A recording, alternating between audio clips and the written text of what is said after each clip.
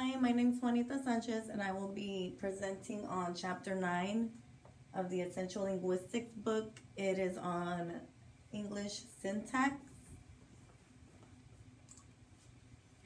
And I just wanted to point out the little smiley face you'll see in the corner every once in a while. It's just to show you that we're at a new section, and each section is broken down a lot, so it's, smiley face to bear with me, and just to let you know, we're starting a new section. You can stop, take notes, take a break, whatever you like anytime you see the smiley face. So syntax is how words are combined to create phrases and clauses in the sentences of a language. There are 4 views of grammar. The functional command of sentence structure that enables us to comprehend and produce language. Chomsky and other linguists argue that grammar is innate and that we are born with a set of mental structures that enable us to use language input to form subconscious rules to understand and produce a language. The description of syntactic structure. Syntax is only one component of language. There is also phonology, morphology, semantics, and pragmatics.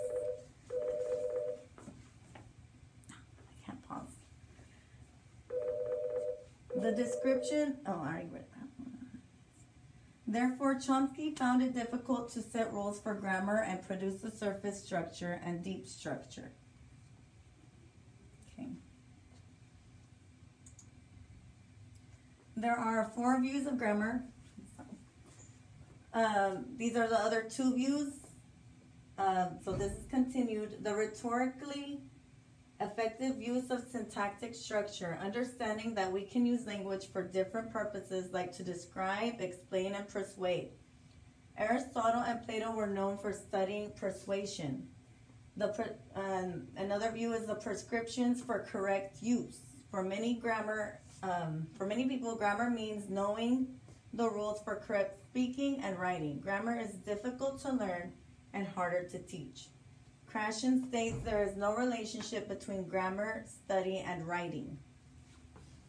I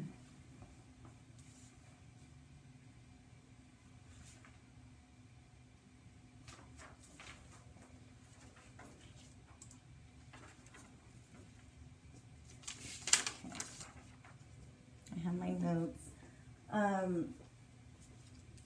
So for my notes, I put that this chapter is understandable as long as you have reviewed chapter 7. It constantly keeps going back to chapter 7 a few times. So the theory of syntax, a clause is an unstructured string of words. For example, the teacher has developed creative linguistic lessons. For these words to make sense, they must be in a certain sequence. If I say, developed has teacher lessons, linguistics, the creative, that would make no sense. Recognize that words in a sentence are not all the same. Creative and lessons mean 2 different things. Again, review chapter 7 on distinguishing between content words and function words.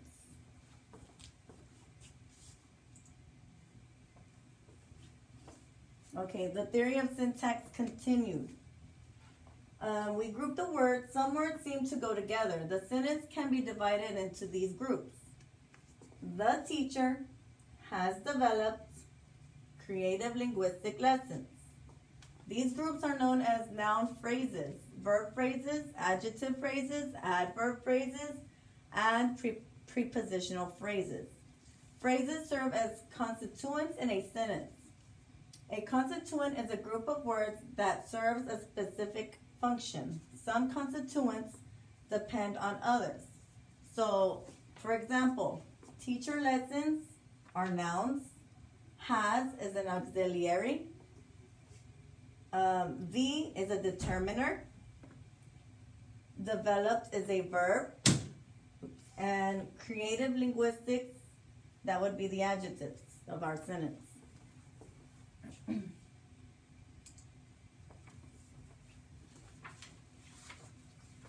Okay, so we're going on to generative grammar. Chomsky Chomsky's theory of syntax is referred to as generative grammar because it is an attempt to develop a small set of rules that could be used to produce or generate any sentence in a language.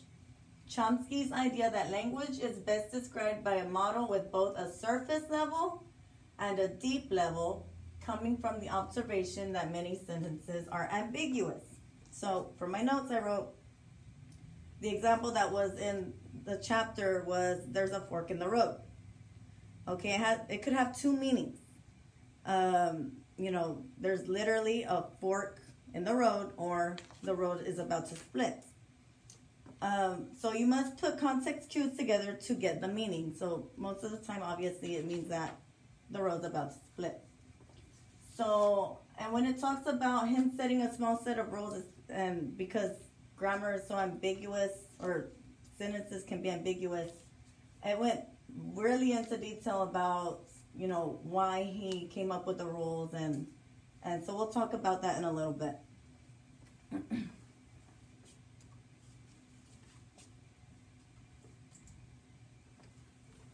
Okay, so generative grammar continued. So like I said before, we need a deep sentence. There's two deep sentences, and then, what is sentence? Surface, deep level. Okay, so we have two deep levels and then the surface. So for example, we had the sentence, there's a fork in the road. It had two meanings. Now, there's also sentences that can have two surfaces and one deep structure. So for that example, I have, let's see, I already gave you an example for that one. Now for this one, we have her favorite teacher gave her an A. Okay, that is a surface structure. And the other sentence would be, she was given an A by her favorite teacher. Okay, and then the other sentence would be, did her favorite teacher give her an A? As in a question. So usually when we see two surface structures coming from a deep structure, it's because it's been flipped into a question or into another sentence that's kind of negative, like, did her teacher give her an A? Or, and this is called transformation. You're transforming the sentences. The next slide is the question rule. Linguistics try to state rules that govern language processes as clearly as possible so that they can be tested against new sentences. Linguists follow the scientific process by identifying a question, gathering data, and a form of sentences that native speakers judge to be grammatical, and state a rule to account for the data. This rule becomes a hypothesis. The hypothesis gets tested against additional sentences. Each time a counterexample is found, the hypothesis is refined. The goal is to develop a small set of rules that account for all the possible sentences in a language. So this also went into detail about, trying to find out how to create a question out of a sentence. Do we put the word what in front of it? Who? Do we switch it around? So the chapter messes around with it a little bit just to show you that, it's basically a scientific process, coming up with an idea of how to come up with a sentence, and if that rule didn't apply to another sentence, then that theory has to be thrown away. We have to start over. So on my notes, I put, it's basically trial and error. The sentence, the teacher has an apple. If we move has to the front, it creates has the teacher an apple. This theory may have worked with other sentences, but not with this sentence.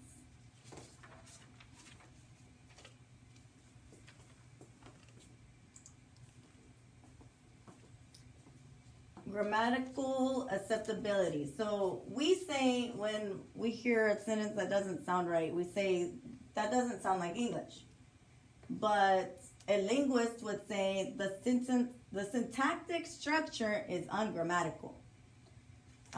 We cannot explain most of the rules we have internalized. We can judge whether a sentence or phrase sounds right or not. For example, we say a tall green tree. We don't say a green tall tree. The first one just sounds right, but we don't know why. Okay, so a tall green tree versus a green tall tree. I guess it's just kind of harder. It doesn't flow as nicely. So it's basically letting us know that, we have our set of rules, but we don't know why. It just comes naturally. So an example I could give for that is, for 1 year in college, I was tutoring this woman from Colombia, and she would ask me, well, how come your sentences are opposite in Spanish and in English? How come you put the words together like this and not like that? And I didn't know what to tell her. I was like, I don't know, we just do, it was hard to explain.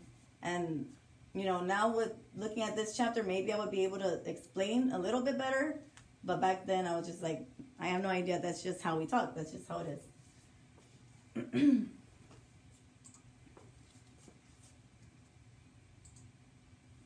Okay, so this is the next portion of the chapter on phrase structure rules. So this part to me is kind of mathematical or scientific. So if you can see this clearly, if you want to write these down, these rules are written following certain conventions. For example, sentence consists of noun phrase, auxiliary, and a verb phrase. So an example of this would be Melinda has studied syntax. Okay, so you have to know that the S stands for sentence. And that the arrow means consists of. So a sentence consists of. NP stands for noun phrases. AP stands for adjective phrases. PP stands for prepositional phrases. AUX stands for auxiliary verbs. And VP stands for verb phrases. Okay. So this is what you need to know for the next part.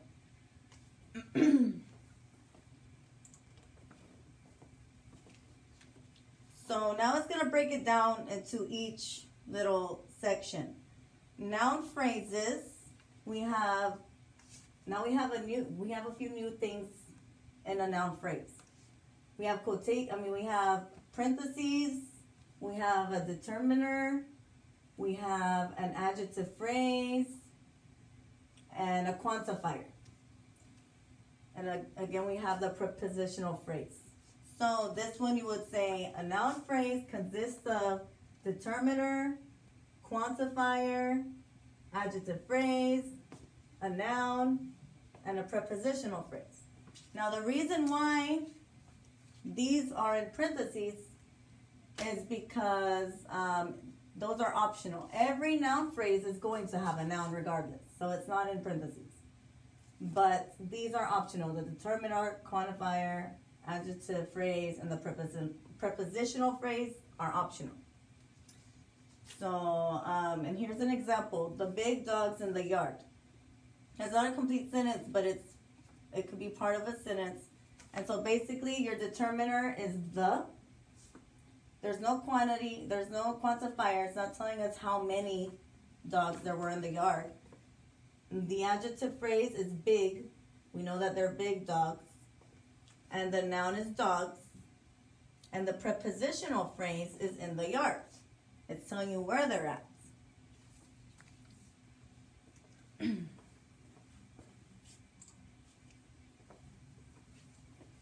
The next one is adjective phrases. So an adjective phrase consists of intensifier and an adjective. So intensifier is optional. It's in parentheses. And an adjective, well, it's an adjective phrase, so it has to have an adjective. Okay, so an example of an intensifier would be the word very. Okay, very hungry. Very is the intensifier, hungry is the adjective. And here's another example. An energetic, creative teacher. This one does not have intensifiers, but it has the adjectives.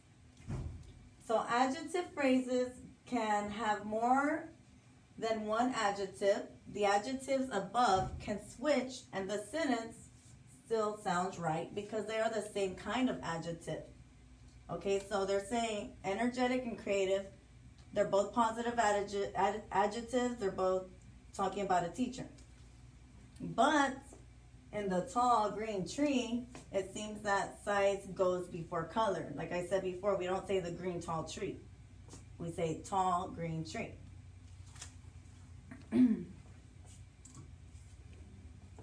Next is the prepositional phrase.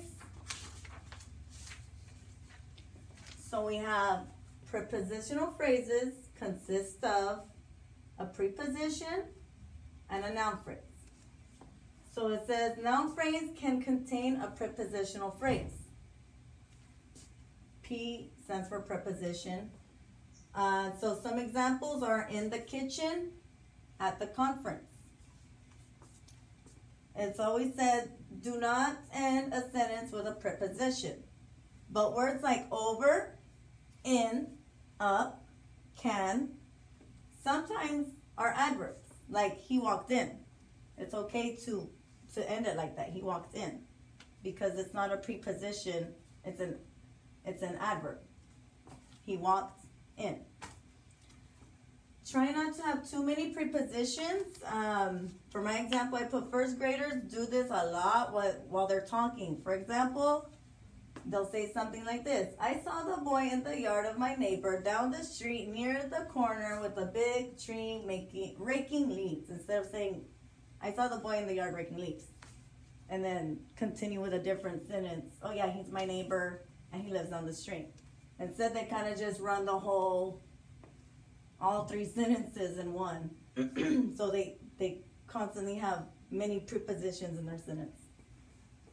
And I guess that's what makes it sound more like hard to listen to. It seems like they're dragging on because their sentences, their prepositions all connect and it's just like one long sentence. Next is auxiliary verbs. Not all clauses have an auxiliary at the surface level, but every clause has an auxiliary at the deep structure level, which is shown when students are transformed into questions or statements, sorry. I'll read it again.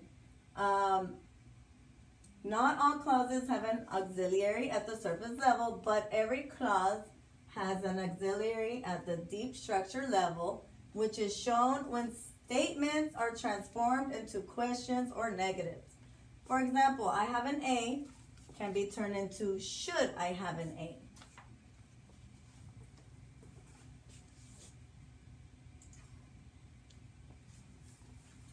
Okay, verb phrases. So this one is verb phrase, consists of verb. It's not optional. There's no parentheses. These are all optional here. Noun phrase, prepositional phrase, and the adverb phrase. So for example, give the student his homework during class daily. Give would be the verb. The noun phrase is the student. Another noun phrase is his homework. And prepositional phrase is during class. And the adverb phrase is daily.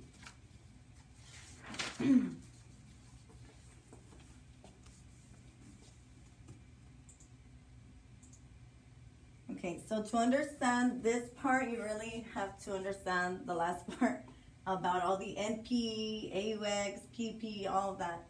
Because now we're going to create a tree diagram. So for this section, it's about language functions and tree diagrams. Sometimes they're called phrase markers. They represent visually the structure of a sentence, of sentences, and the functions of phrases, such as noun phrases with a sentence. So, a tree diagram they branch out like an upside down tree. They move from the level of the sentence to the phrases and down to the words of a sentence. To me, it looked more like a house. You know, it starts at the top, it goes down, it gets bigger. But they're explaining it like an upside down tree because it branches out.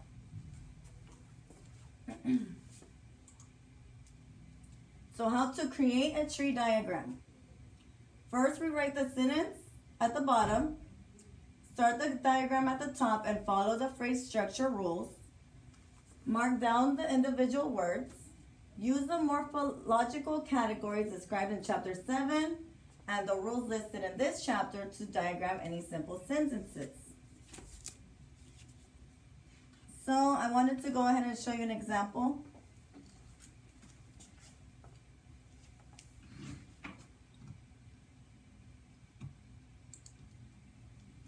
If you want to follow along and grab a paper, a separate paper, or mark this down on your notes.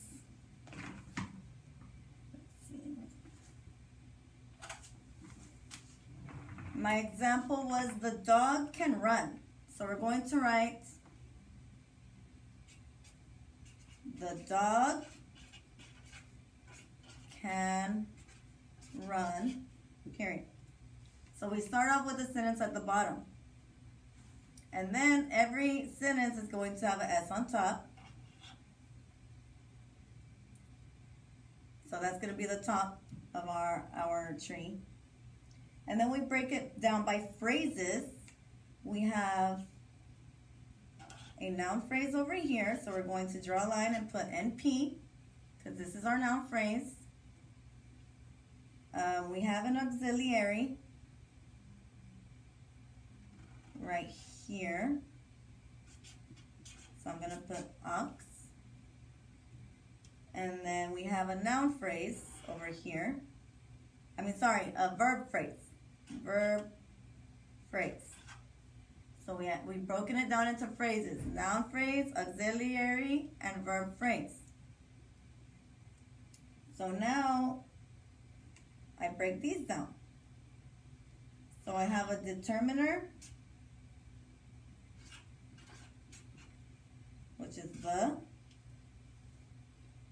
I have the noun, which is dog. And the auxiliary is can. And then for the verb phrase, I simply just have a verb, which is run. So as you can see, this is a simple sentence, and it's broken down several times from phrases to the actual word, if it's a noun, a determiner, or a verb. So if you want, you can pause that, write it down, or go back and see how we started off with a sentence and then with an S on top.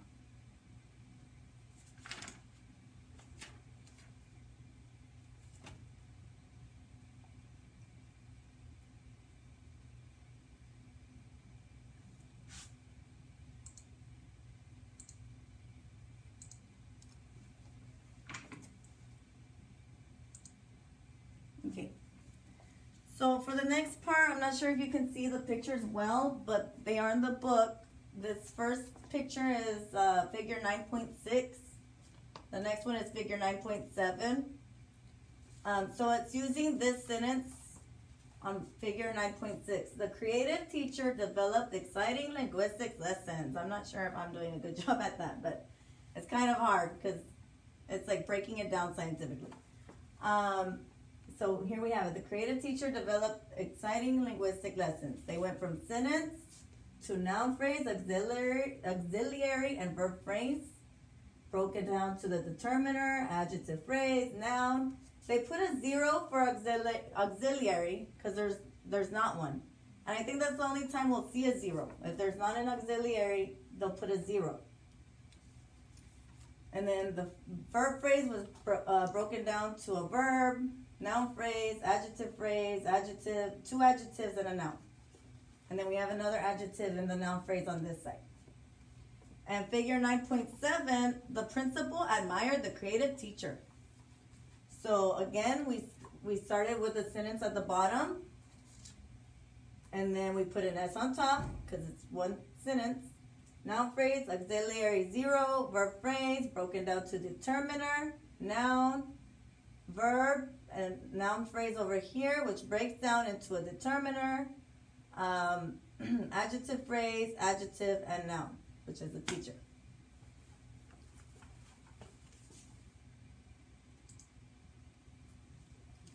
Okay, diagrams represent the structure of sentences at the deep level, not at the surface level.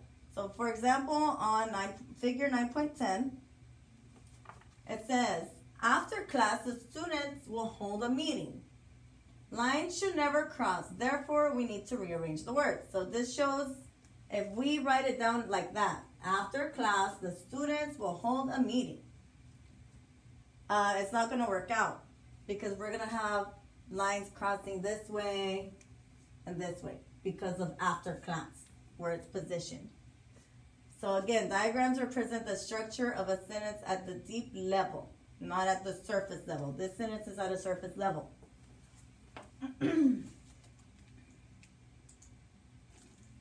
So it must be changed to, the students will hold a meeting after class.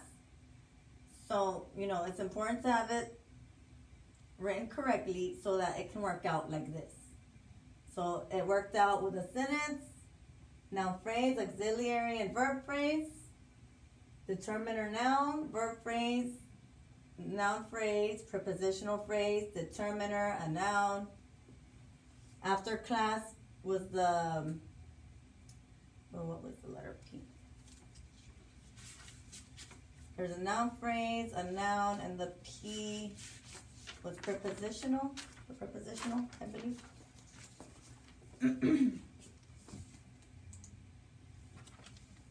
Okay. Complex and compound sentences. So as if those weren't complex enough, even you saw how a simple sentence looks complex after we break it down. There's actually complex and compound sentences. So a compound sentence consists of two or more simple sentences joined by a coordinate conjunction. And a complex sentence consists of a main clause and one or more subordinate clauses. The main clause is the independent clause because it's a sentence on its own. The subordinate clause is dependent on the other one. So for example, this one's a compound sentence. As you can see, it says C-O-N-J. This is your conjunction in the middle. So this time there's 3 S's because it's one long sentence, but it can be broken down into 2 sentences. So we have birds sang and dogs barked. So the conjunction is and. We have a noun phrase over here, 0 auxiliary, a verb phrase, and over here again a noun phrase and a verb phrase. Birds sang could be a sentence on its own. And then dogs bark could be another sentence on its own, but since we conjoined it, it has a conjunction. Birds sang and dogs barked.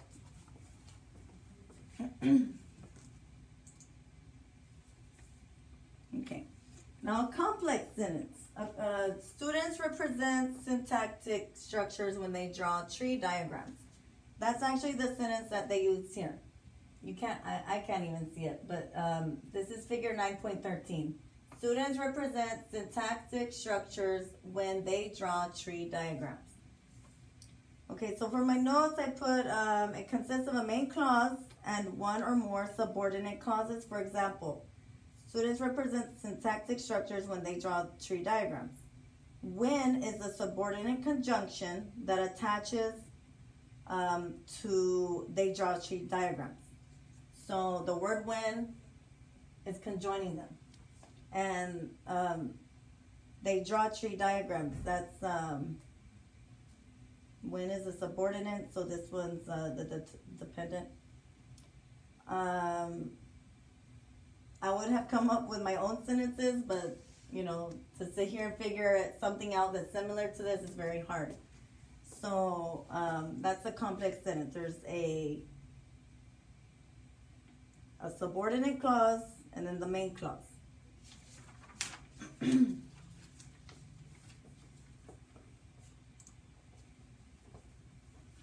Adjective clauses. I put on my notes, it has relative pronouns like who, whom, whose, which, or that. For example, students who draw tree diagrams represent syntactic structures. Okay, so students who draw tree diagrams represent syntactic structures.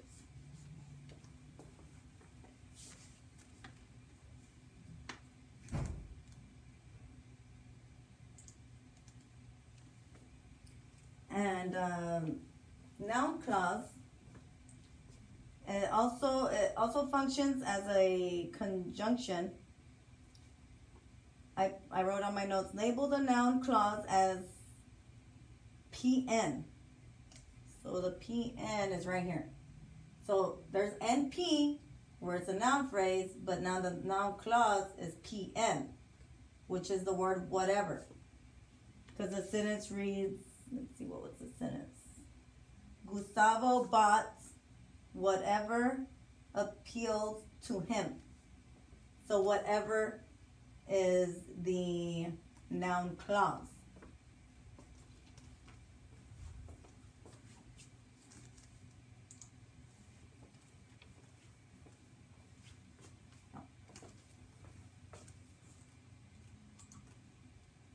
Okay. So this section, it's syntactic complexity as an aspect of text complex. This was from my article that I found.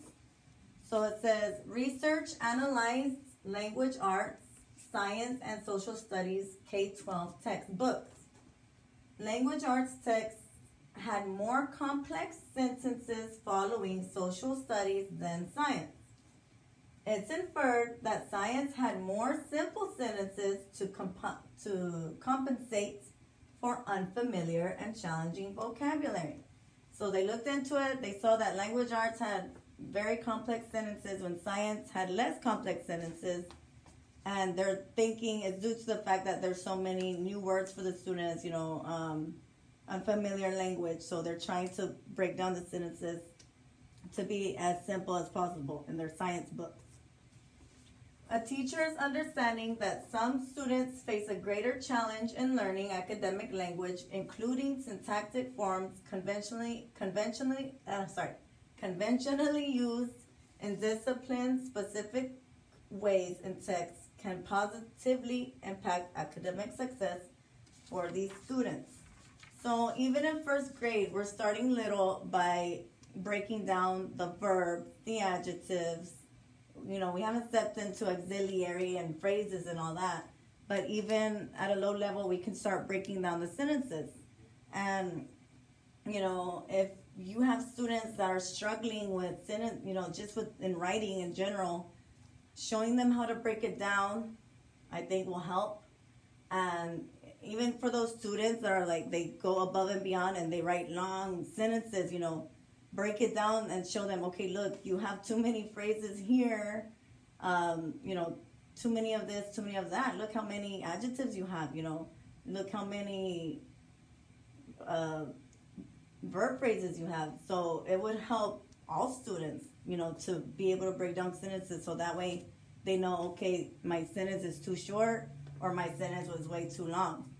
So they'll be able to learn how to break it down. And like I said, it can start in lower grades, just breaking it down by nouns, verbs, adjectives. And in the upper grades, I think they would be able to do this, be able to break it down into phrases. So that was it. It was very detailed, and I hope I broke it down into a simple form for you to understand syntax. Thank you.